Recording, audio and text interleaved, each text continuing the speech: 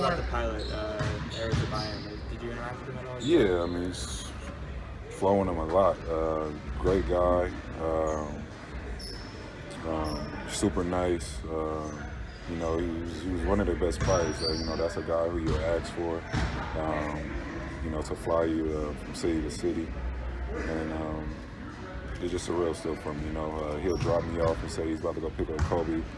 Kobe said hello, or he'll, just be like, I just dropped Kobe off and he said hello, vice versa. So it's just a crazy interaction. He's a good dude, and I'm sorry for everybody. Did the accident give you any pause about using helicopters moving forward? I mean, it's just one of those times when it's time. I feel like, but I mean, the things that you hear, you don't know what's real yet. I can't really speak on it.